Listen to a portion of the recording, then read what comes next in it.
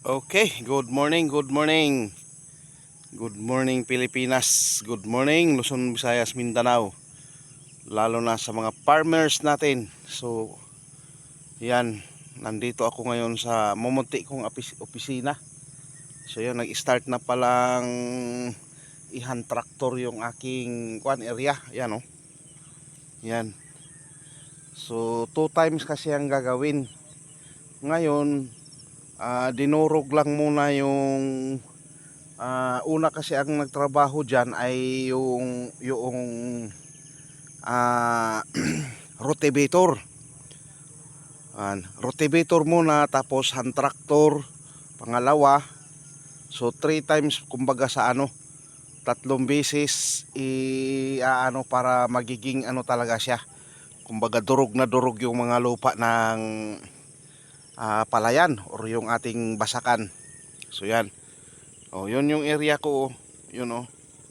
Oh, inimpisahan na pala. So yan.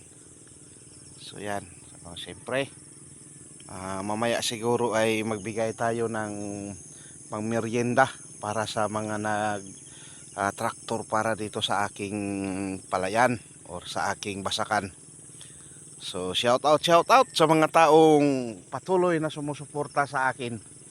So ngayon, welcome back sa ating program, Alfred Uhaw TV Vlog.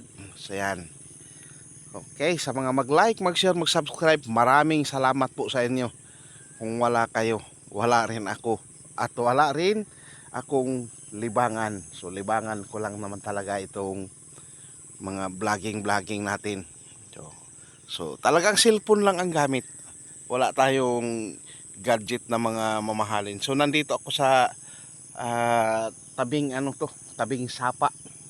So yan yung tatabasan ni pobreng vlogger, yung gilid. Yan yung gilid niya no. Yun yung tatabasan para malinis. So okay. Sa lahat ng farmers natin dyan, lalo na sa area dito sa Kabasaan, good morning, good morning. Patuloy ang buhay, patuloy tayo sa mga buhay natin para mabuhay tayong lahat. So, ganun din sa ibang bansa, sa ibang lugar, sa buong Pilipinas natin. Good morning, good morning. Okay, shout out po sa ating lahat. Yan o, yun yung area ko.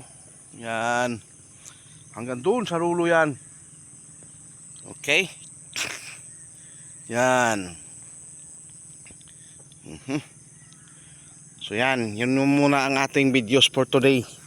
Update sa ating pagbasakan, ating palayan. Kasi yun talaga ang season ngayon dito, pagtatanim ng palay. So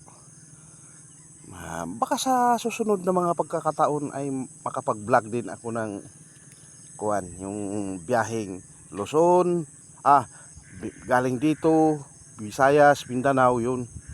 Iba-vlog ko rin yun. Pero ngayon, as of now talaga, yan ang ating mga iba-vlog. Pagtatanim ng palay. So, okay, hanggang dito na lang muna tayo sa ating video. Kaya para makapagtrabaho na ang pobreng tricycle vlogger. Okay, mahirap na magtrabaho ng nagdakdak,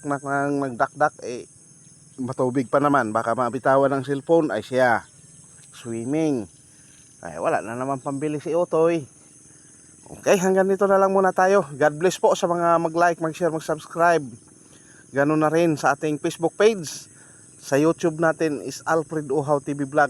Ganun na rin sa ating Facebook page, Alfred Uhaw TV Vlog. Maraming salamat po sa inyo. And God bless, to God be the glory.